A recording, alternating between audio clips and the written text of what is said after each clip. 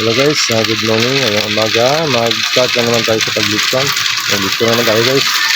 Ito na ang litson natin guys. Ito na guys ang ating litson. Balik na naman tayo litson guys. Namahinga na tayo ng mga 2 buwan kasi nga 2 buwan tayo na walang order sa litson.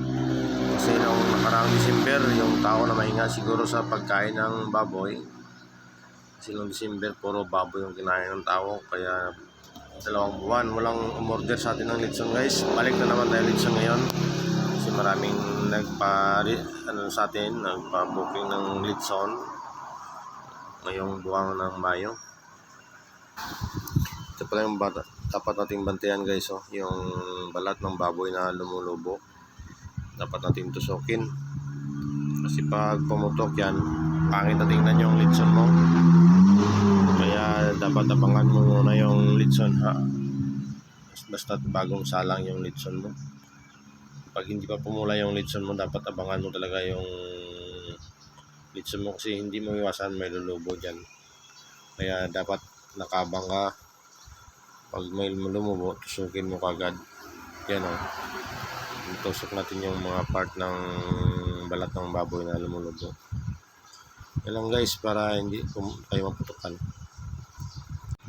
Ito na guys, nag-start na magpula ang ating litson.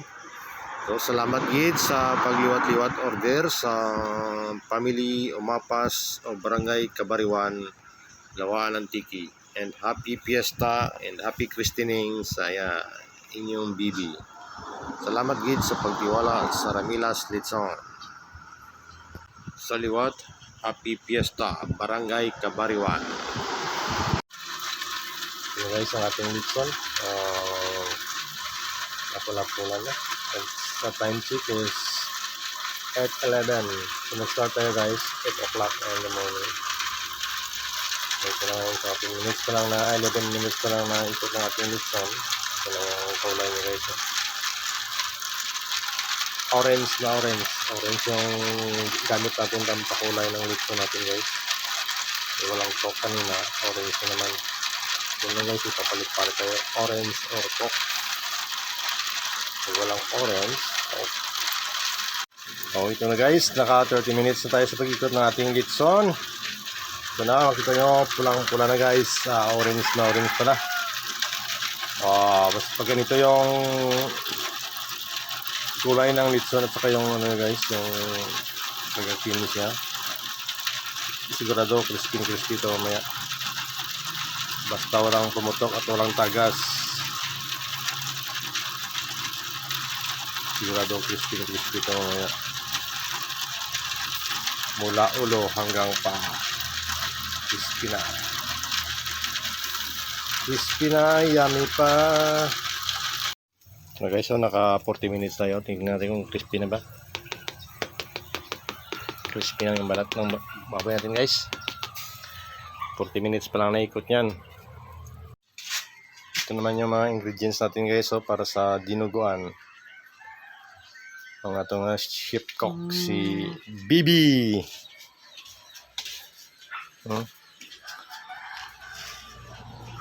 Gin-hire gini siya. Galing ng Iloilo City. Ang layo pa pinanggalingan mo be. Tapos yung laman loob natin guys, ito na yung laman loob para dinuguan mamaya. Yan. Pinalambot mo na bago lutuin mamaya. So guys, ang ating litson, naka 1 hour and 10 minutes na tayo sa pag-ikot ng ating litson. So makikita nyo, orange na ating litson. Hining-hining ang atong litson. Sigurado crispy ito mamaya. Olo hanggang pa. Yan na guys, na ating litson. Crispy na ang balat. Ito na nga naman nagluto nga isang dinuguan guys. Gwapo kagwapa ang aton manugluto. Hindi basta-basta ang aton manugluto.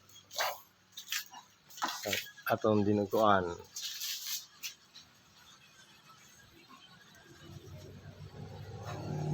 itong ating litson. Naka 1 hour and 30 minutes pa. So 30 minutes na lang guys. Maluto na itong litson natin. Maliit naman yung litson natin. Nasa 35 kilos. Yun guys, kung crispy natin litson agay. Mula ulo hanggang pag ganyan ng tunog guys. Crispy na yan. Crispy ng ating litson. Ito na guys, luto ng ating litson. So makikita nyo guys yung kalayo nilagay natin sa baba ng litson para madagdagan yung crispy nya. Yan, ganyan lang guys ang sekreto dyan para mag-crispy yung litson. Pag last na maluto na, ilagay nyo na yung kalayo sa baba para magdagdagan yung crispy ng litson nyo. Mga 5 minutes lang guys para hindi mabatok yung balat ng litson. Yan lang magpa-crispy guys.